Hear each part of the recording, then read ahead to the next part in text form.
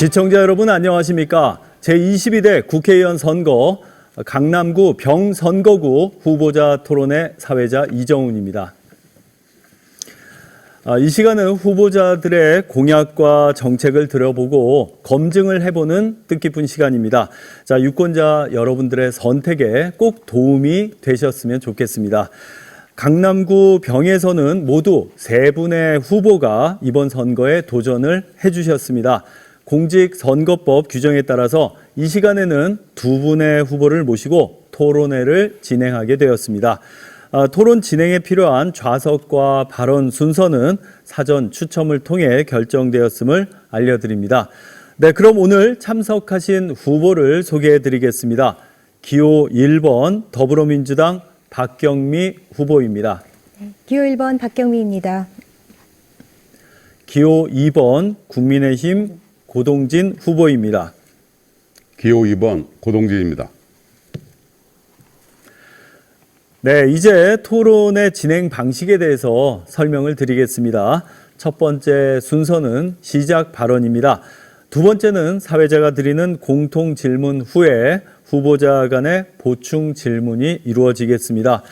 세 번째는 후보자의 공약 발표와 개별 질문, 보충 질문으로 이어지겠습니다. 네, 다음은 주도권 토론이 이어지고요. 마무리 발언으로 토론회가 마무리가 되겠습니다. 모든 발언 시간에는 시간이 정해져 있습니다. 공정한 토론의 진행을 위해서 주어진 시간을 잘 지켜주시기를 부탁드리겠습니다. 시간이 초과가 되면 마이크가 자동으로 꺼지니까요. 앞에 타이머를 잘 확인하시면서 진행을 해주시기 바랍니다. 시작 발언 그럼 지금부터 시작하겠습니다. 시작 발언에 주어진 시간은 2분입니다. 순서에 따라서 박경미 후보 시작을 해주시기 바랍니다.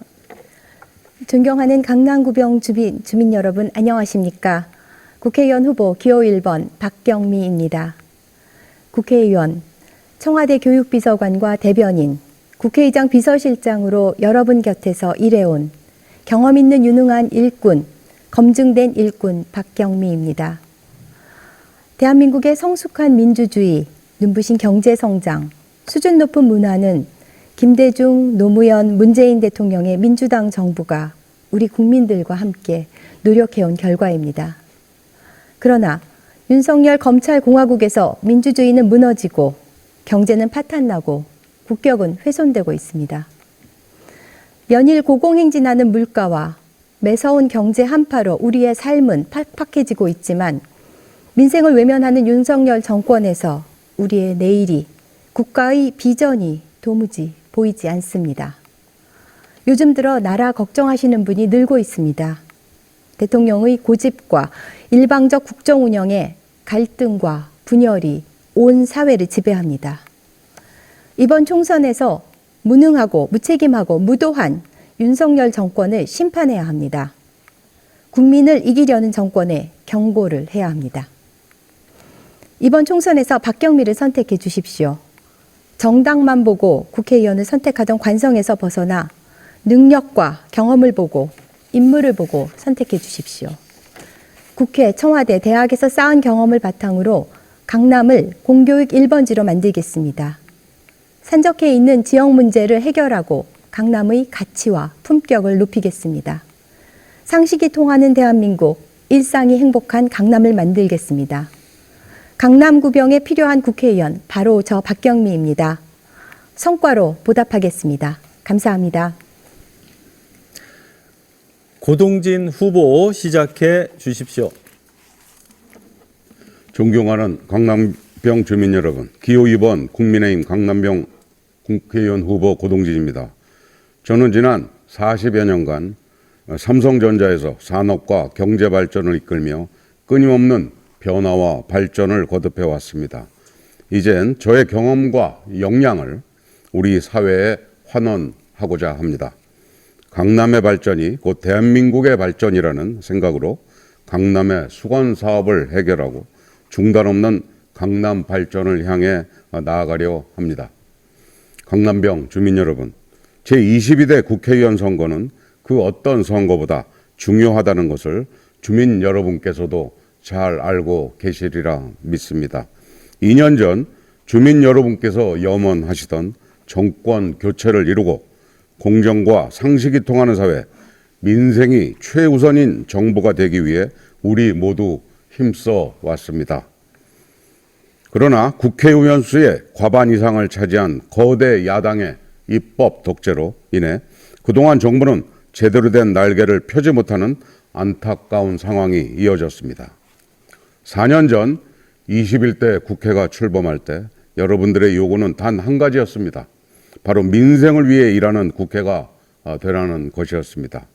그러나 4년 지난 지금 어떻습니까?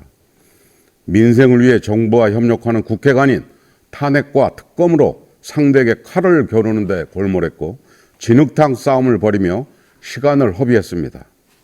그 결과가 어떻습니까?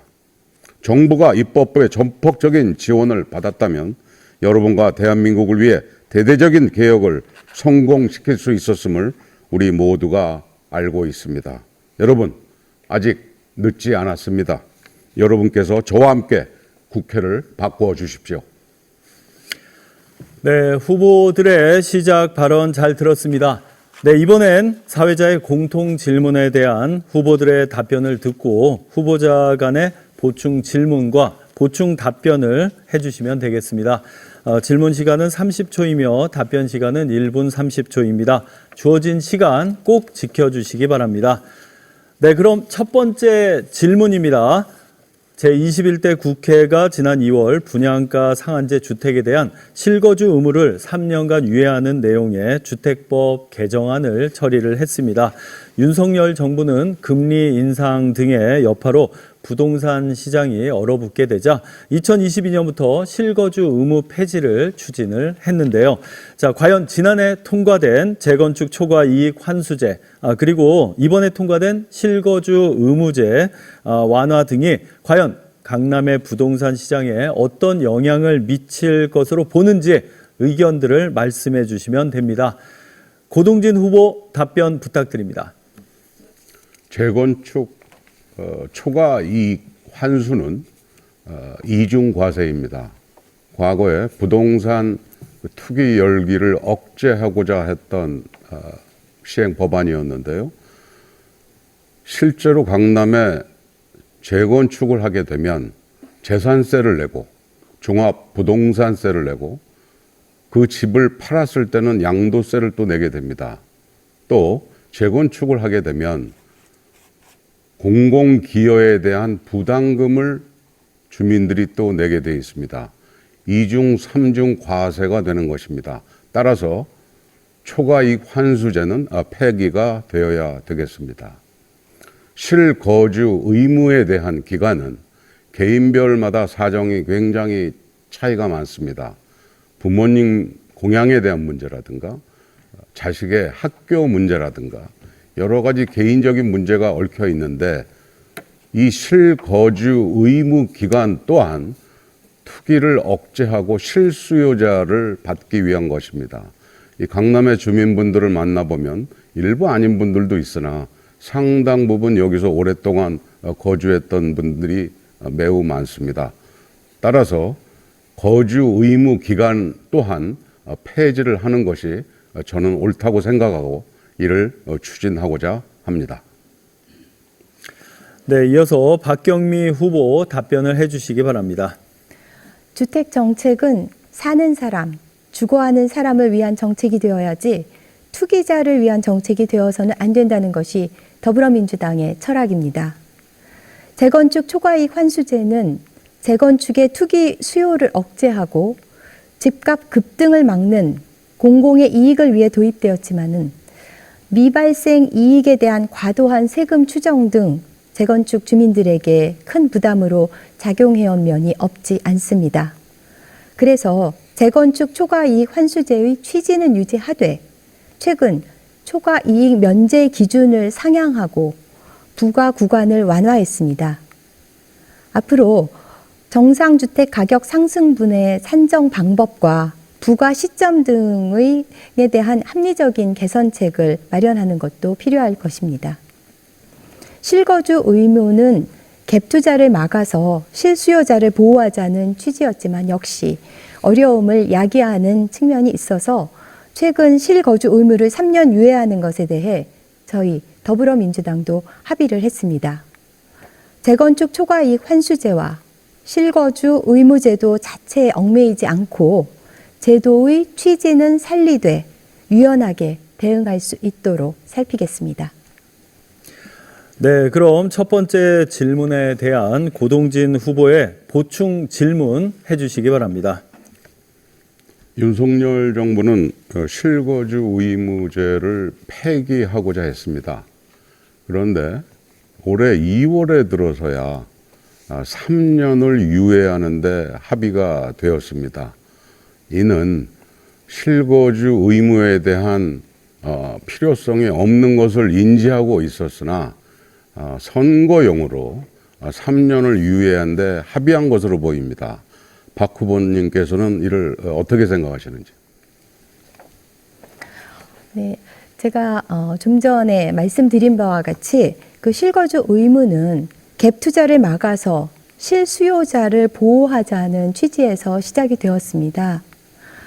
그거를 충분히 지켜보았고, 그런데 그런 어떤 초기의 취지와 좀 다른 측면이 있다는 것을 인지한 후에 합리적인 그런 판단에 의해서 정책 방향을 조금 선회한 것이지 어떤 총선용이거나 그런 선거를 위한 선거 공약적인 공학적인 그런 판단은 아니었다고 생각합니다. 네, 그럼 박경미 후보 보충 질문을 해주시기 바랍니다. 네, 방금 말씀하신 바와 같이 고 후보님은 재건축 초과이익 환수제 폐지를 공약으로 내걸고 있습니다. 근데 윤석열 대통령 후보 시절에 재건축 초과이익 환수제 폐지가 아닌 완화를 공약으로 내걸으셨죠. 네, 재건축 초과이익 환수제를 완전 폐지하면 투기 세력에 의해서 지나치게 많은 세대가 지어져서 주민들에게 교통 문제와 같은 불편을 줄 수도 있다는 우려도 제기되고 있는데요. 이에 대한 고 후보자님의 입장을 듣고 싶습니다.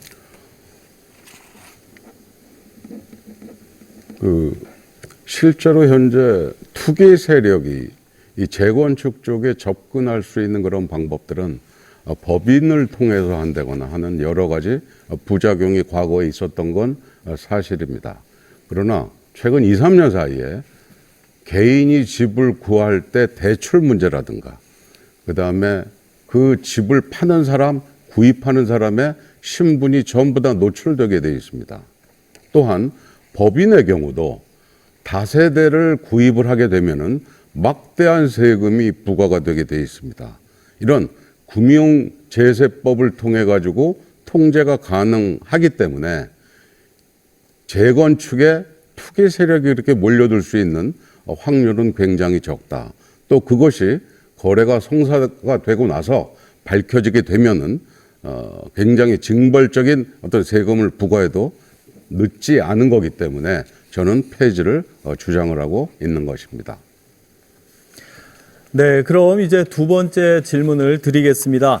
2023년 4분기 합계 출산율이 0.65명을 기록하는 등 우리나라 저출산, 특히 고령화 문제가 경제와 사회 전반에 큰 영향을 미치고요. 또 심각한 위기로 다가왔습니다.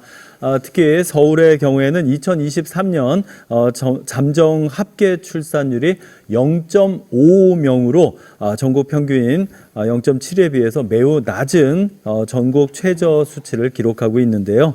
자, 국가의 미래와 존속을 걱정해야 하는 수준으로 떨어진 저출산, 고령화에 대해서 후보님들이 생각하시는 정책 방안을 말씀을 해주시기 바랍니다. 그럼 박경미 후보 답변을 해주시기 바랍니다. 대한민국은 인구 감소로 지구에서 사라지는 첫 국가가 될 것이다. 인구 전문가의 섬뜩한 경고입니다. 결혼을 기피하고 자녀를 낳지 않는 근본 원인은 불안정하고 질 낮은 일자리, 높은 주거비 부담, 일 가정 양립 문제, 양육비, 교육비 부담 문제입니다. 이러한 상황에도 윤석열 정권은 노동시간 연장을 시도하고 위험한 노동 환경에 눈 감고 있습니다. 자산 소득의 양극화와 경제 악화로 희망이 절망으로 변하고 무한 경쟁만 남은 정글 사회에서 출생에 따른 부담은 오롯이 개인에게 지워지고 있습니다. 저출생은 대한민국의 존속이 달린 문제이니 만큼 지금까지와는 근본적으로 다르게 접근해야 합니다. 일자리 지원, 주거 지원, 일가정 양립 지원, 양육 교육비 지원 등 대책이 필요하고 우선 임금과 고용 안정성이 높은 일자리 창출이 최우선입니다. 아동수당을 도입하고 무상보육을 실시하고 임대주택 공급을 확대하고 결혼과 출산 가구에 대한 주거 지원을 확대하고 신혼부부 대출 등 다양한 지원 정책이 필요합니다. 아이 돌봄 서비스 지원을 대폭 확대하고 민간 돌봄 서비스 영역의 국가 관리 책임을 강화해야 합니다. 또 출산 전후 휴가급여, 육아휴직급여 보편적 보장을 추진하고 육아기 근로시간 단축, 배우자 출산휴가 사용권도 제도화해야 합니다. 네. 자, 이제 고동진 후보 답변을 해주시기 바랍니다. 이 출산 문제는 진짜 심각합니다. 지난 20년간 280조를 갖다 쏟아부었는데 대부분 인프라 구축과 사람 투자, 일자리 만드는 데 써왔는데 별 실익이 없는 것이 현실입니다. 우리가 더 깊게 들여다보면 현재 강남 같은 경우에 1인당 결혼 전에 4,500만 원 연간 소득이 있는 사람은 일정 부분 국가에서 지원을 해줍니다. 그런데 이 두 사람이 결혼을 하게 되면 자기가 결혼하기 전에 받았던 혜택을 둘 다 잃어버리게 됩니다. 이러한 것들이 일단 결혼을 막는, 결혼을 해도 신고를 안 하게 하는 가장 큰 원인 중에 하나입니다. 즉 자기가 결혼 전에 받았던 독신으로서의 혜택을 결혼 이후에도 이게 이어지게 되고 그 다음에 주택 문제라든가 그 다음에 영유아 교육비 문제 이런 것들이 따라가줘야 되는데 두 번째 아이부터 대학 교육 전액 등록금 면제를 해주는 것이 실효적인 효과라 그런 제도로 생각을 합니다. 또 하나 고령화 문제는 이게 상당히 심각한데요. 우리 강남구에서는 연세 드신 어르신들을 위한 체육시설의 확대 이런 것을 또 어르신들이 쉽게 접근할 수 있는 접근성을 쉽게 해주는 그러한 시설을 갖춤으로써 어르신들의 건강을 지키는 데 노력을 해야 되겠습니다. 네, 그럼 이제 박경미 후보께서 보충 질문을 해주시기 바랍니다. 네, 윤석열 정부는 일부 직종에 한해 주 52시간제 지침을 유연화하는 방안을 추진했었습니다. 일과 여가의 균형이 잘 맞아 삶의 질이 높아져야 결혼율과 출산율이 높아질 텐데 이러한 문제는 개의치 않고 계속 노동 환경을 어렵게 만들고 있는데 이에 대한 고 후보자님의 입장을 듣고 싶습니다. 네, 저는 민간 기업에서 제가 40년을 일을 해왔습니다. 올해 1월 16일이 만 40년을 채웠는데 회사에서 또는 어느 직장이든 자기가 일을 하는데 어느 젊은이든 일과 삶의 균형을 잃어버리고 싶은 사람은 없습니다. 그러나 우리나라는 현재 3만 5천 불 정도의 소득 수준을 가지고 있습니다. 우리가 아직은 더 일을 해야 되는 나라입니다. 일의 시간이 중요한 게 아니라 일의 퀄리티가 중요한 거죠. 우리가 일의 퀄리티를 생각을 하지 않고 근로 시간만 짧게 가져간다라면은 우리나라는 더 이상 발전할 수가 없습니다. 저는 현장에서 문재인 정부 때 만들어 놓은 주 52시간 이러한 걸 가지고 젊은 애들이 2, 3년 동안 지켜보니 본인들이 이야기들을 합니다. 나는 일을 하고 싶은데 억지로 퇴근해야 되고 창문에 불은 꺼지고 굉장히들 젊은 애들이 답답해합니다. 왜? 젊었을 때는 더욱 노력을 하고 자기 실력을 키워나가고 더욱 성실하게 살아나감으로써 자신의 경쟁력을 극대화해야 됩니다. 일을 많이 하라고 하는 게 아니라 일과 삶의 질은 갖추되 일을 질적으로 개인이 성장 발전할 수 있도록 해야 된다고 하는 겁니다. 네, 그럼 이제 고동진 후보 보충 질문을 해주시기 바랍니다. 일자리에 대해서 많이 이제 말씀을 주셨는데 제가 이제 문재인 정부 때 여러 가지 행사도 많이 참석을 해보고 그랬습니다. 근데 그 일자리에 대한 것이 실질적인 것보다는 너무 보여주기 식으로 한 게 아닌가라고 하는 그런 느낌을 받았는데 이 점에 대해서 우리 박 후보님의 의견을 듣고 싶습니다. 보여주기식 일자리라고 말씀을 하셨는데요. 지금 윤석열 정부에서야말로 노인 일자리 이런 거 선거를 앞두고 인위적으로 창출을 하는 그런 보여주기식의 저는 극단을 보고 있는데요. 그래서 말씀하신 지적하신 부분에 대해서는 동의하기가 어렵습니다. 그리고 아까 답변하시는 와중에 52시간 이상을 일하고 싶어 하는 그런 청년들이 굉장히 많다고 말씀을 하셨는데요. 또 제가 파악하고 있는 바와는 좀 거리가 있는 것 같습니다. 네, 자 그럼 이제 다음 질문 이어가도록 하겠습니다. 현재 마약이 10대 청소년들에게까지 퍼질 정도로 사회적 피해가 현재 심각한 수준인데요. 최근 마약이 연령층에 상관없이 빠르게 퍼져나가고 있습니다. 청소년들이 병원에서 마약류 진통제를 처방받아서 투약은 물론이고요. 판매까지 하는 사건들이 계속 늘고 있는데요. 대한민국이 더는 마약 청정국이 아닌 것 같다는 생각도 듭니다. 자, 마약이 일상 속의 범죄가 되어간다는 얘기들이 요즘 많이 나오고 있는데 청소년층까지 빠르게 확산되고 있는 마약 범죄에 대해서 후보자님들 어떻게 생각하시는지 그리고 해결 방안에 대해서도 말씀을 해주시기 바랍니다. 고동진 후보 답변 부탁드립니다. 최근 그 강남 지역에서 학생들에게 마약이 전달되고 이것이 사건 사고화되는 내용이 우리 모두에게 충격을 주었습니다. 저 또한 상당히 많이 놀랐는데요. 이 마약에 대한 것은 첫 번째가 수요와 공급의 논리입니다. 이 국제적으로 마약의 그 환각 성분은 옛날하고 같지만 가격이 내려간 겁니다. 두 번째가 SNS라든가 이런 방식을 통해서 쉽게 구입할 수 있는 환경이 된 것이 가장 큰 문제 중에 하나입니다. 이 마약은 어떠한 범죄보다도 극형으로 다루어야 될 저는 범죄로 저는 인식을 하고 있습니다. 마약은 한 번 중독이 되면 쉽게 끊을 수가 없습니다. 그리고 세 번째가 문재인 정부 때 이 검수완박을 통해서 검찰에서 가지고 있던 마약 수사에 대한 전문 지식과 수사 능력을 경찰로 전부 다 넘겼습니다. 그러면서 2022년에서 2023년 1년 사이에 마약 사범이 3배가 증가했습니다. 저는 이 검수완박 문제가 마약 문제에 가려진 하나의 문제점으로 인식을 하고 있습니다. 네, 그럼 박경미 후보 답변을 해주시기 바랍니다. 네, 강남 학원과 마약 음료 사건은 큰 충격이었는데요.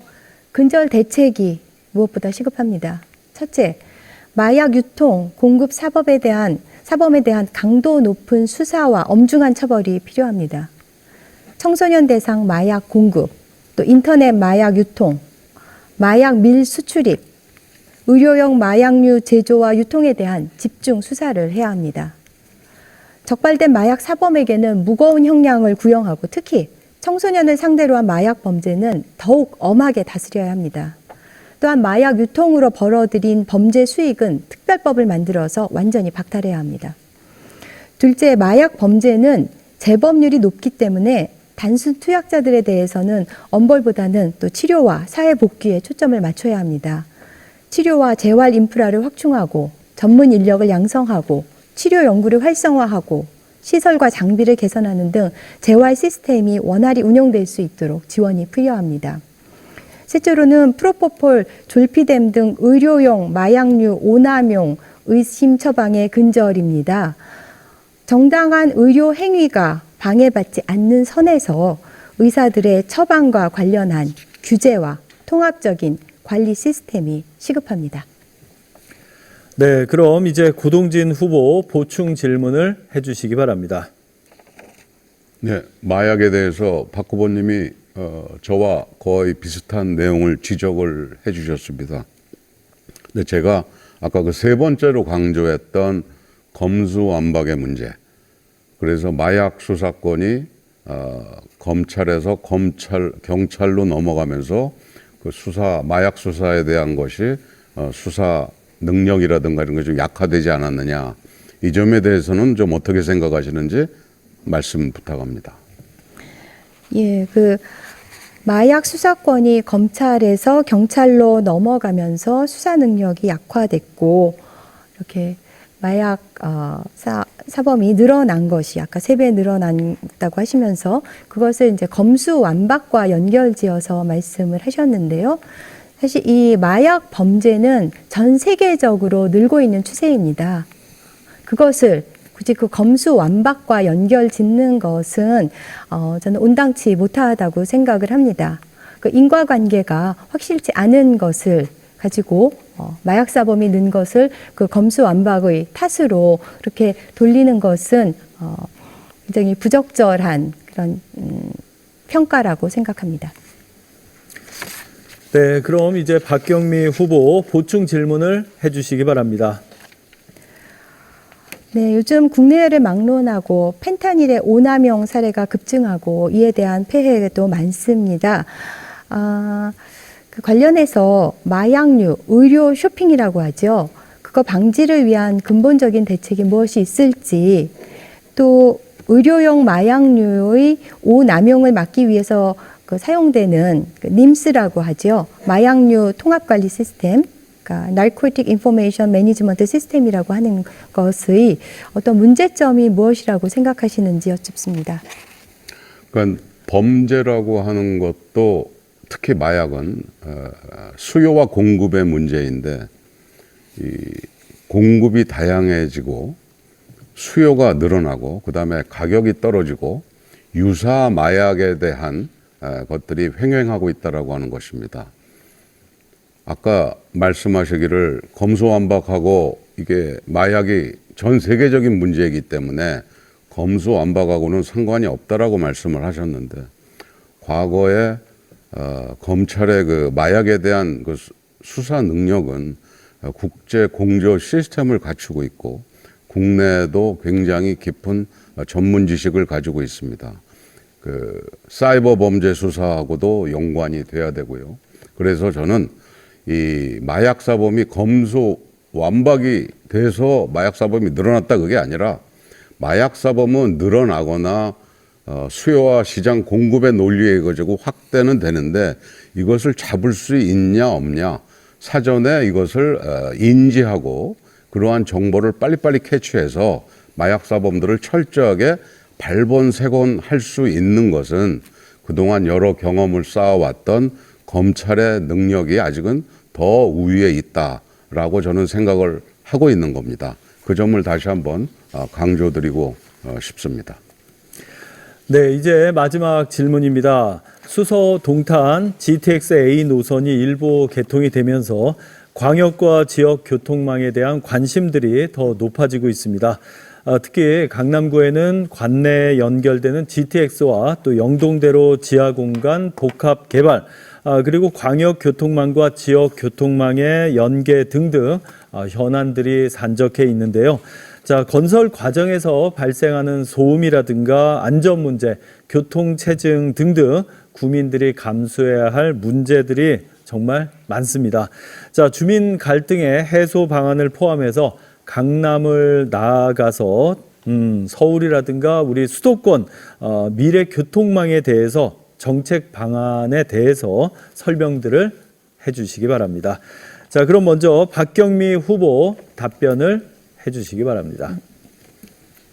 네, 영동대로 지하공간 복합개발 사업은 현대차 글로벌 비즈니스 센터 코엑스와 연계된 지하 도시 개발로 강남이 비즈니스, 상업, 관광의 명소로 재탄생할 수 있는 사업입니다.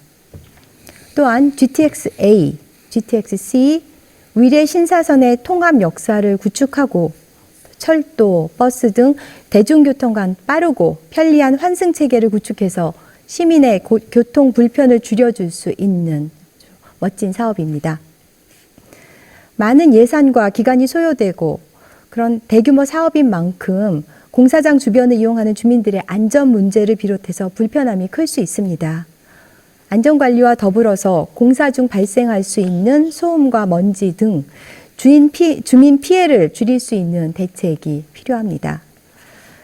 이 사업은 강남구 주민들의 생활과 밀접한 영향이 있는 만큼 주민의 의견을 충분히 반영해야 합니다.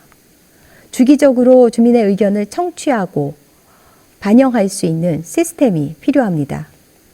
저는 국정 운영과 중앙 정치의 다양한 경험을 바탕으로 영동대로 지하공간 복합개발 사업이 서울의 교통 관문으로 또 도시의 랜드마크로 자리 잡을 수 있도록 최선을 다하겠습니다. 네, 그럼 고동진 후보 답변을 해주시기 바랍니다. 이 길게는 공사가 7년, 본격적인 공사가 이제 된 지가 2년 됐습니다. 제가 이 지역을 직접 3번을 가보기도 했고, 그 소음이라든가 특히 교통 체증이 인근 주민 여러분들에게 큰 고통을 유발하고 있구나라고 하는 현장을 보기도 했습니다. 참 죄송하다라고 하는 말씀 드리고요. 단지 3년 이내에 이 지역은 기존의 지하철 2호선, 그 다음에 9호선, 그 다음에 GTX AC, 그 다음에 위례 신사선 5개 노선이 지나가는 펜타 역세권이 형성이 됩니다. 3년 이내에. 이 지역은 잠실 야구장의 30배 크기의 복합센터가 형성이 되는데요. 5개의 노선이 지나가고 이것이 잠실 운동장까지도 연결이 되는 광범위한 복합 문화 컨벤션 관광센터로 자리를 잡게 될 것입니다. 참 죄송한 말씀이지만 조금만 더 참아 주시기를 당부드립니다. 국민의힘은 서울시장, 강남구청장, 다수를 차지하고 있는 서울시 구의회 의원들과 힘을 합쳐서 여러분들의 고충을 조금이라도 덜어드릴 수 있도록 최선의 노력을 다하겠습니다. 네, 그럼 이제 박경미 후보 보충 질문 해주시기 바랍니다. 네, 감사원은 그 감사 보고서를 통해서 영동대로 지하공간 복합개발 사업 구간에 침수 우려가 있다고 밝혔습니다. 게다가 그 빗물이 주변 봉은사역과 대형 건물에서 환승센터로 흘러들어올 수 있는데도 사업 구역 밖이라는 이유로 환승센터 침수 방지 대책을 마련할 때 이런 점이 고려되지 않았다고 합니다. 이러한 문제가 발생하지 않기 위해서는 어떤 조치가 필요할지 고 후보님의 의견을 듣고 싶습니다.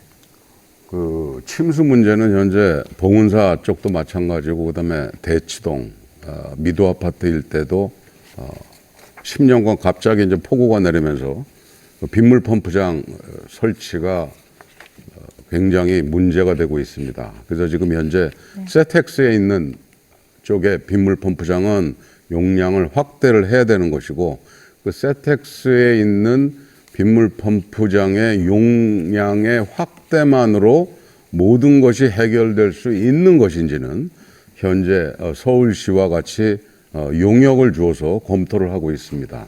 그래서 이 문제가 지금 이 대치동 그다음에 그 밑에 모든 주민들 그다음에 봉은사 많은 주민들의 그 민원 사안으로 되어 있기 때문에 서울시 그다음에 구청 시의원 구의원 모두가 주도 면밀하게 이 부분을 들여다보고 있고 주민들께 4월에서 5월 사이에 필요한 공청회를 가지는 것으로 제가 알고 있습니다. 저도 관심 있게 지켜보고 있습니다. 이 부분은 많은 주민분들이 받는 고통 문제이기 때문에 깊게 들여다보고 해결책을 찾아내야 된다 이렇게 생각을 합니다. 감사합니다. 네, 그럼 이제 고동진 후보 보충 질문을 해주시기 바랍니다. 아까 그렇게 복합센터라든가 이런 걸 말씀을 하셨는데 이게 지금 현재 서울시장도 국민의힘이고 강남구청장도 국민의힘이고 시의회 의원들, 구의회 의원들이 대다수가 국민의힘입니다. 이 부분에 대해서 박 후보님께서는 어떻게 대응을 하실 건지 듣고 싶습니다. 네, 서울시장, 강남구청장, 그리고 이제 시의회, 구의회가 국민의힘으로 장악되어 있으니 더불어민주당에게는 협조를 하지 않을 것이다라는 것을 전제로 말씀하신 것 같은데요. 사실 우리가 그런 당파적인 그런 갈등을 생각할 것이 아니라 우리 국민들만, 시민들만, 우리 주민들만 봐야 하지 않습니까? 이게 더불어민주당이고 국민의힘이고 이런 것 때문에 협조를 안 한다는 거는 굉장히 좀 구시대적인 그런 발상이라고 생각을 합니다. 우리 주민 편의를 위해서는 대승적으로 정파를 초월해서 협조를 하는 게 마땅하다고 생각을 하고요. 그다음에 제가 아까 질의드린 거랑 관련해서 좀 제가 추가적으로 설명을 드리면은요. 빗물 문제, 아까 이제 대치역 그 침수 문제로 그걸 연결지어서 말씀을 하셨는데, 이거 설계할 때요, 한강 수위가 고려된 탄천 계획 홍수위를 기준으로 잡아야 하는데, 그 한강 수위를 고려하지 않은 탄천 그 홍수위를 적용했다고 합니다. 이 때문에 그 사업 구간의 예상 침수 높이가 이제 달라지면서 발생한 그런 그 빗물 그 침수 우려라는 점을 여기서 다시 설명을 드립니다. 제가 아까 질의했던 부분에 대해서. 네. 지금 여러분께서는 강남구 선거방송 토론위원회가 주관하는 제22대 국회의원 선거 강남구 병선거구 후보자 토론회를 함께 시청하고 계십니다. 네, 이번엔 후보들의 공약을 직접 검증해보는 시간을 갖도록 하겠습니다. 각 후보가 공약 발표를 하게 되면요, 상대 후보가 공약을 검증할 수 있는 질문들을 해주시면 됩니다. 질문은 개별 질문과 보충 질문으로 두 번의 기회를 드리겠습니다. 공약 발표 시간은 2분이며 질문 시간은 30초, 이에 대한 답변 시간은 1분 30초입니다. 역시 주어진 시간 잘 지켜주시기 바랍니다. 고동진 후보 공약을 발표해 주시기 바랍니다. 강남의 수건사업 반드시 해결하겠습니다.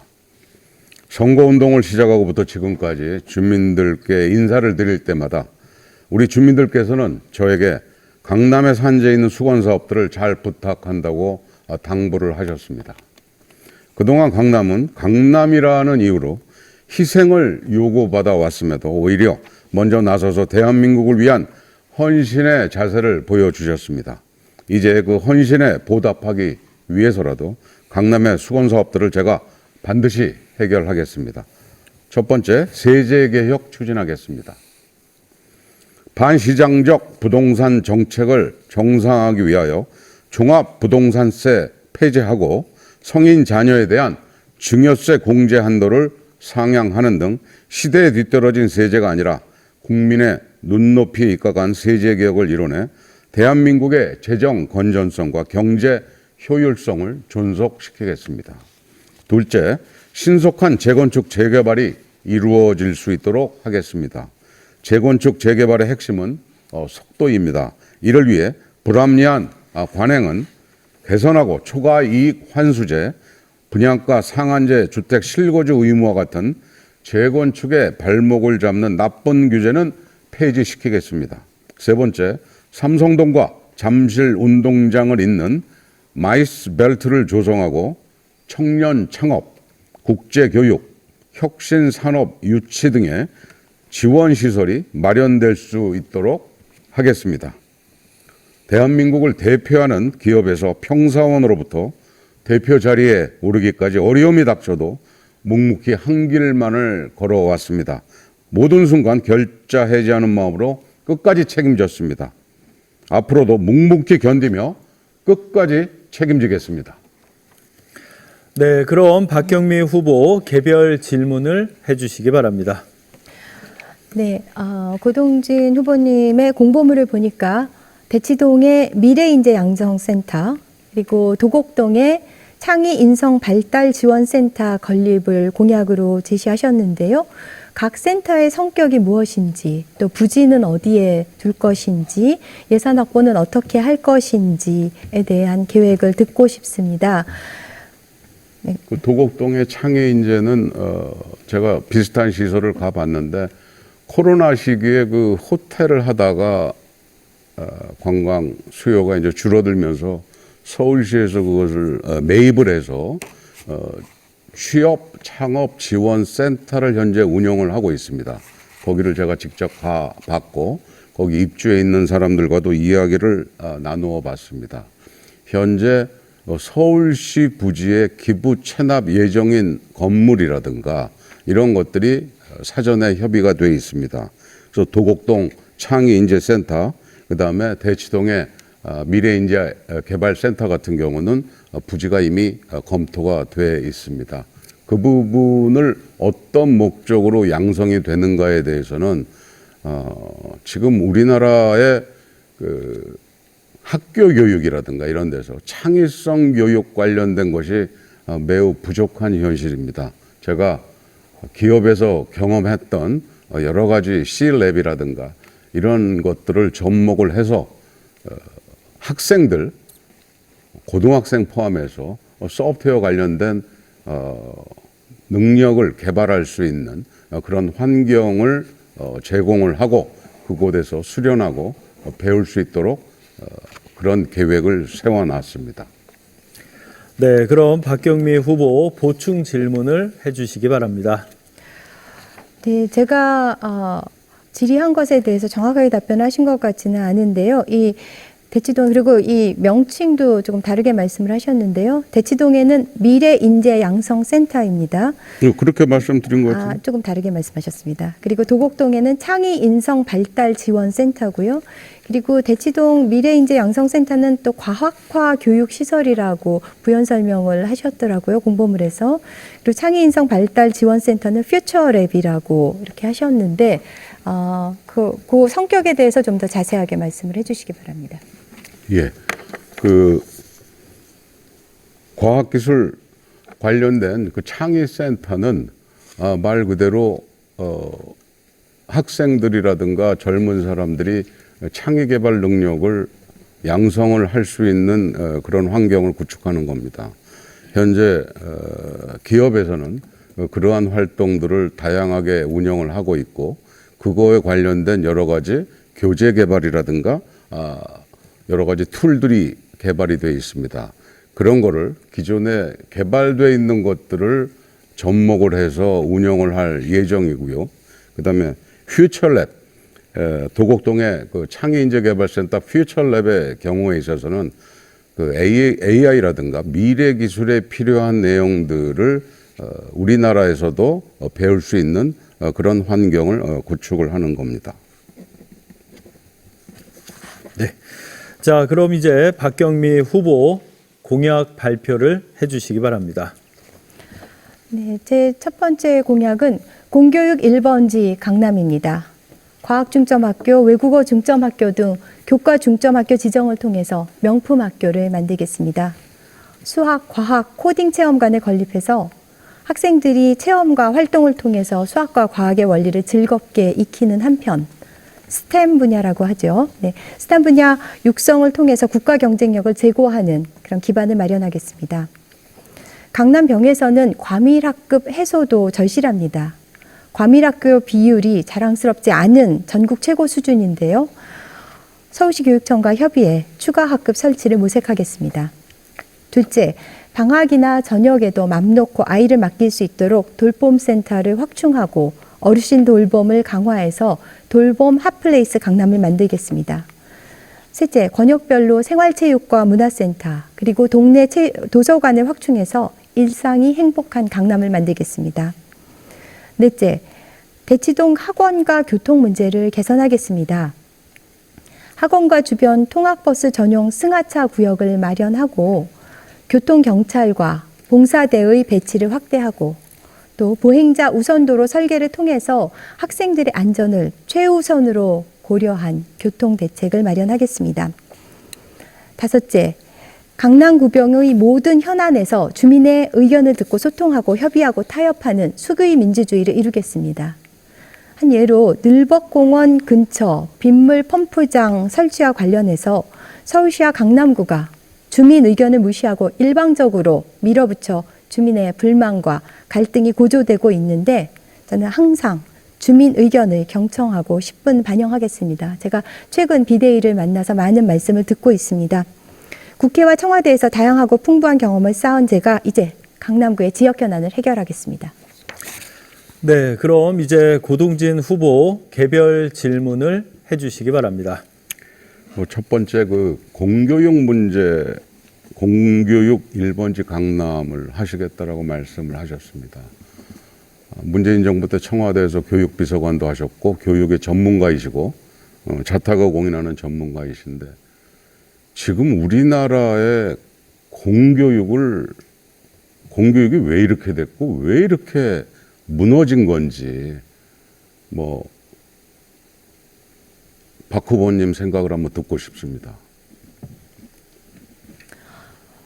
네, 우리 교육의 최대 문제는 입시 위주의 무한 경쟁 교육이겠죠. 그런데 이거는 사실 교육만의 문제가 아니라 사회 구조적인 전반의 문제이죠. 그러니까 어떤 학력주의가 팽배해 있기 때문에 또 노동시장에서 어떤 임금 구조가 달라지고, 이것은 그냥 교육 문제로 국한해서 풀 수 있는 것이 아닌 사회 구조 전반의 변화를 필요로 하는 부분입니다. 또 모든 국민들의 어떤 인식의 변화도 수반되어야 하고요. 그렇지만 이런 입시 위주의 공교육을 조금 더 그 경쟁을 조금이라도 좀 완화하고 좀 더 학교들이 좀 더 특화된 그런 방향으로 발전할 수 있도록 하는 그런 교과 중점 학교를 구상하고 있습니다. 현재 과학 중점 학교나 외국어 중점 학교 혹은 예술 중점 학교와 같은 식으로 그런 특화된 교육 프로그램으로 좀 더 전문화된 그런 커리큘럼을 운영하고 또 그에 걸맞는 그런 교사들을 초빙한다면은 이 강남구가 공교육 1번지로도 거듭날 수 있는 그런 포텐셜을 가지고 있다고 생각합니다. 네, 그럼 고동진 후보 보충 질문 해주시기 바랍니다. 입시 위주의 어떤 대학 입학이라든가 이런 걸 폐지해서 결국은 돈 많은 사람, 공부 많이 한 사람 자녀들 스펙 키워서 조국 전 법무부 장관 딸 같은 문제가 생긴 거 아니겠습니까? 이게 진정으로 이게 공교육을 위한 것인지 저는 다시 한번 묻고 싶습니다.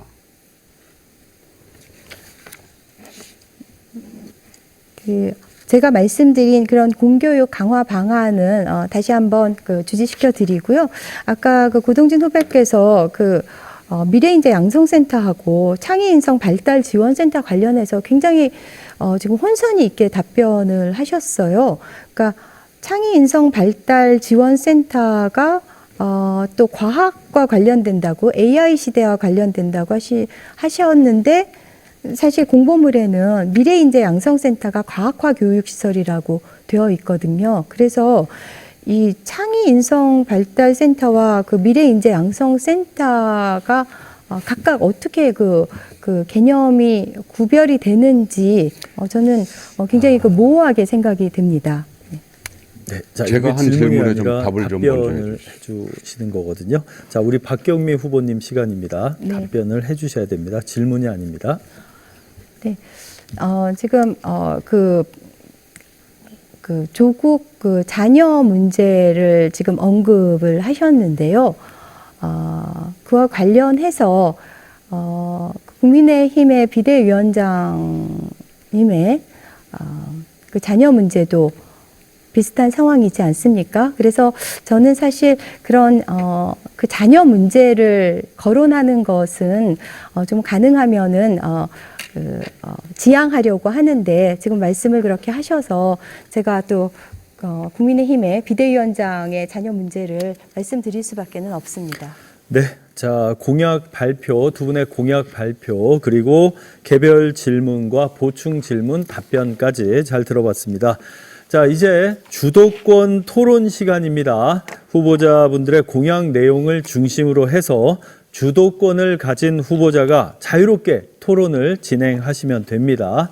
원활한 진행을 위해서 답변 시에 30초 정도 시간을 보장을 해주시면 좋을 것 같습니다. 주도권 토론은 본인의 시간입니다.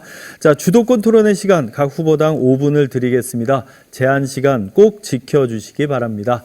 네, 그럼 박경미 후보 주도로 주도권 토론 시작하겠습니다. 네, 윤석열 대통령의 의대 정원 2,000명 확대 고집에서 시작된 의정 갈등이 점입 과경입니다. 정부는 의사, 자격 정지, 수사 등 강압적 방법만 고수하고 있는 가운데 의대 교수들이 집단 사직서를 제출하고 있습니다.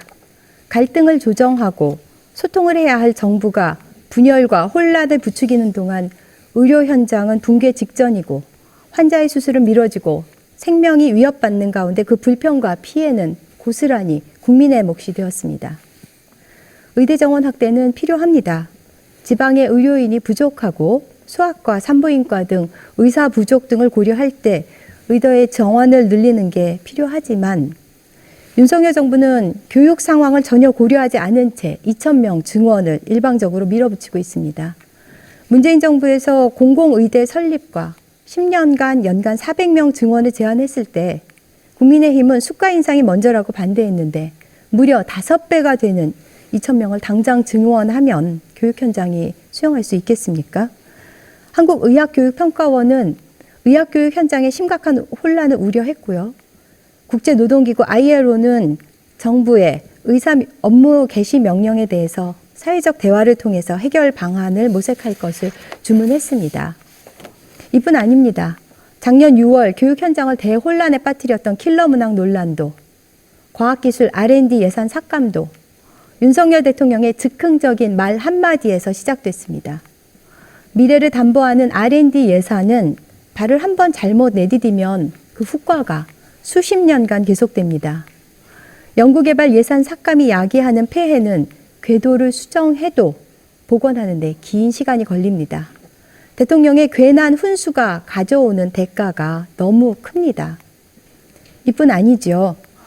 안타까운 청춘 159명이 길에서 사망한 이태원 참사, 14명이 목숨을 앗아간 오송 참사, 폭우에 구명조끼조차 입지 않고 실종자 수색에 나섰던 해병대원 사망 사고 등 정부의 무책임에 국민은 각자 도생하는 세상이 돼버렸습니다.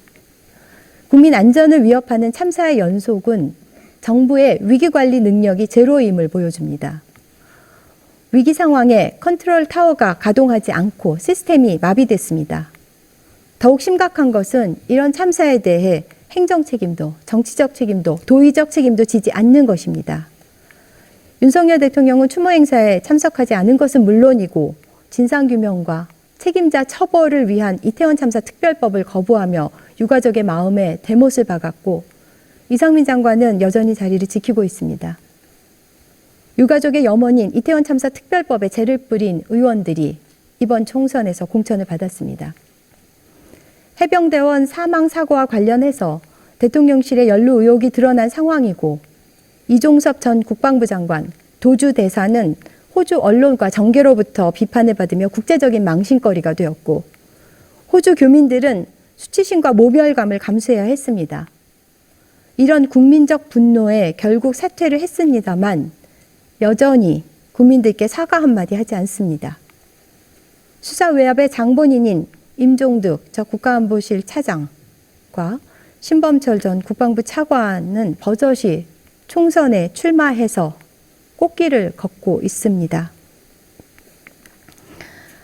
의대 정원 확대, R&D 예산 삭감, 수능 킬러 문항 논란, 이태원 참사, 최상병 사건과 관련해 갈등 조정 능력도, 문제 해결 능력도 부재한 윤석열 정권에 대해서 고 후보님은 어떻게 평가하십니까? 몇 점을 주시겠습니까?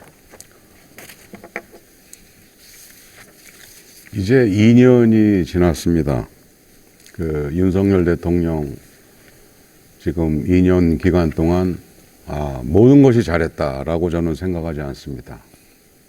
국민 여러분들께 다가가서 조금 더 소통하고 그런 모습이 조금 더 있었으면 좋았겠다라고 하는 그런 아쉬움은 현재 국회의원 선거 후보로서 가지고 있습니다. 그래서 제가 국회로 들어가게 되면 그러한 문제들을 조금 더 정부에 건의를 하고 이야기하는 시간을 가짐으로써 대통령실이 좀 더 국민에게 다가갈 수 있는 그러한 분위기를 만들어 보고자 노력을 하겠습니다. 네. 자, 박경미 후보 주도로 주도권 토론, 네, 마무리가 됐고요.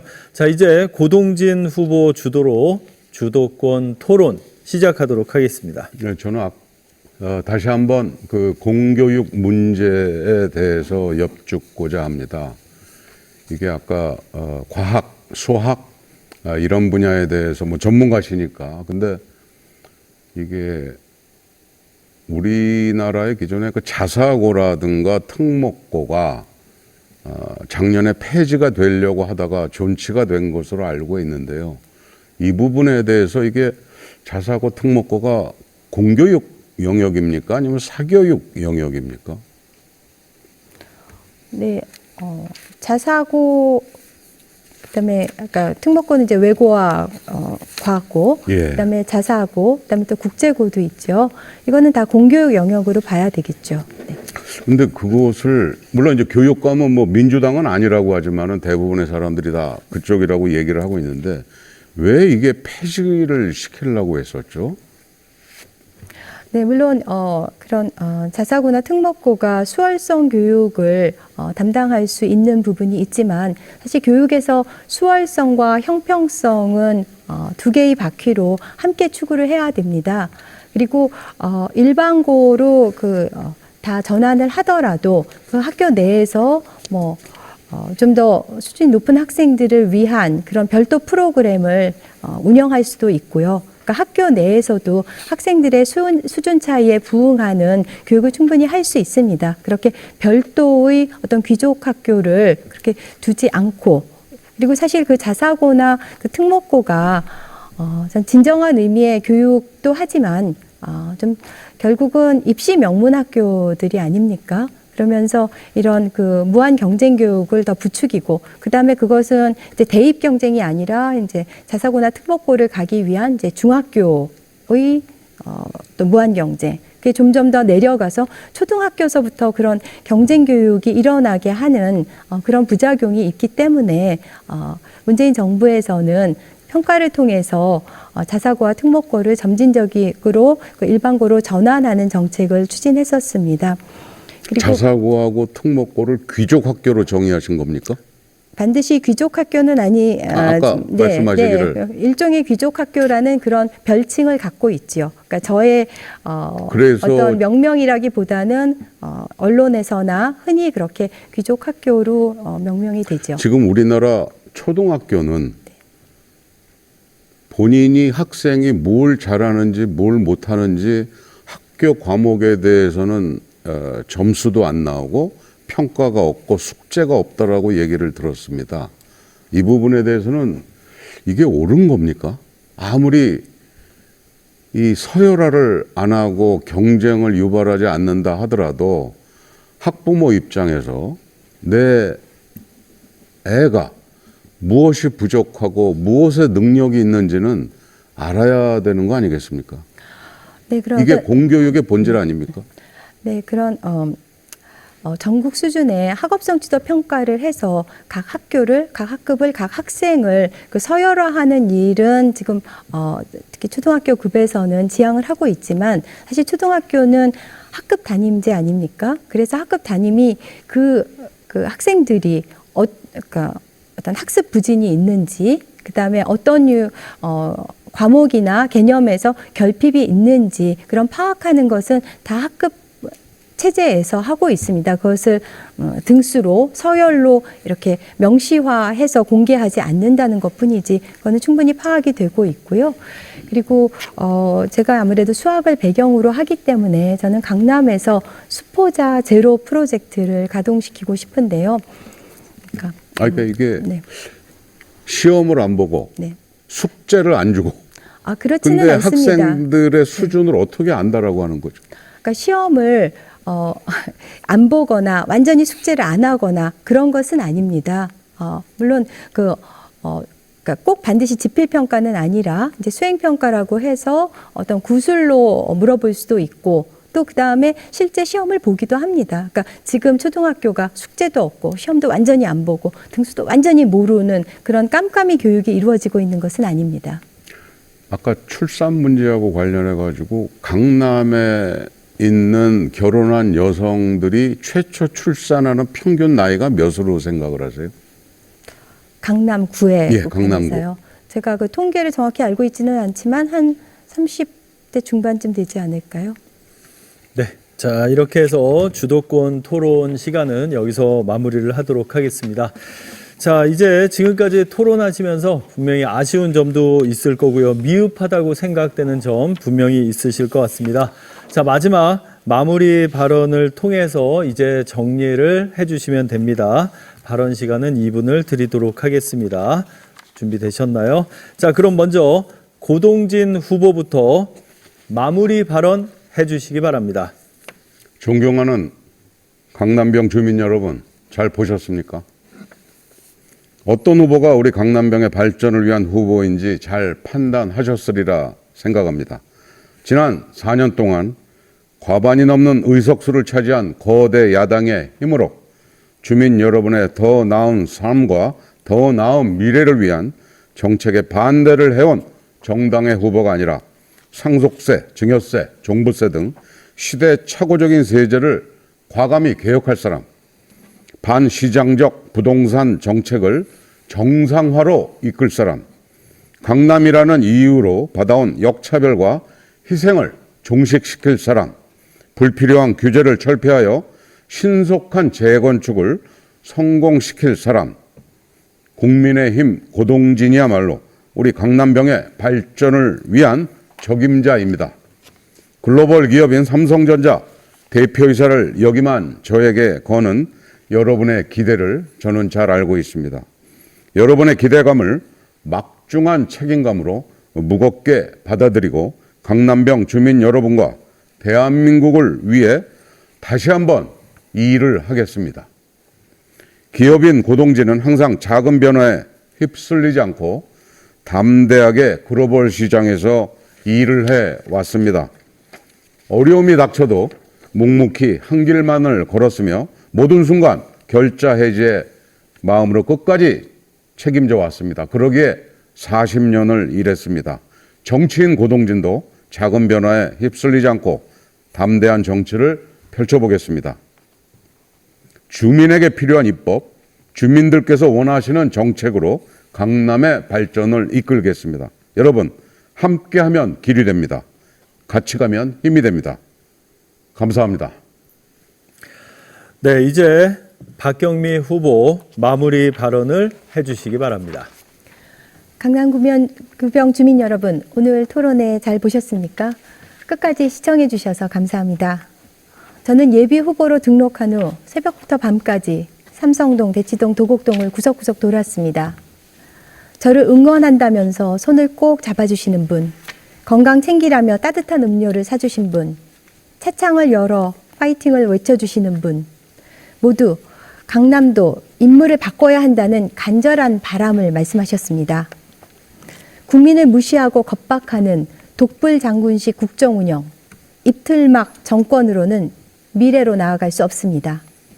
이번 총선을 통해 박경미를 선택함으로써 무능하고 오만한 윤석열 정권을 심판해 주십시오. 저는 국회와 청와대에서 다양하고 풍부한 경험을 쌓았습니다. 2016년 야당 국회의원으로 시작해 정권 교체를 이뤄냈고 3년간 여당의 원내 부대표로 활동하며 국정 운영의 동반자로 책임 있게 일했습니다. 청와대 교육비서관으로 교육 분야 국정과제를 추진했고 청와대 대변인으로 청와대와 국민 간 가교 역할을 했습니다. 또한 국회의장 비서실장으로 일하면서 국민의 뜻을 받들어 입법과 예산을 책임지는 국회를 총괄 운영하는 노하우를 익혔습니다. 그런 박경미가 산적해 있는 지역 문제를 해결하겠습니다. 강남의 품격을 높이겠습니다. 저 박경미 잘할 자신이 있습니다. 윤석열 정권의 폭정을 막고 국민의 삶을 먼저 챙기는 정치를 하겠습니다. 존경하는 강남구병 주민 여러분, 여러분의 소중한 한 표를 호소합니다. 대한민국을 바로 세우는 희망의 근거가 되어주십시오. 감사합니다. 네, 오늘 후보자 토론회 어떻게 보셨습니까? 네, 후보자 토론회를 통해서 오늘 참석하신 후보들의 공약과 정책들 잘 살펴보고 따져보는 소중한 시간이 되셨으면 좋겠습니다. 자, 4월 10일 선거일이 이제 얼마 남지 않았습니다. 이번 선거에 많은 관심과 참여를 부탁드립니다. 그리고 선거가 어려우신 경우에는요, 사전 투표 꼭 참여를 부탁드립니다. 자, 이상으로 강남구 선거방송토론위원회가 주관하는 제22대 국회의원 선거 강남구 병선거구 후보자 토론회를 여기서 마치도록 하겠습니다. 감사드립니다.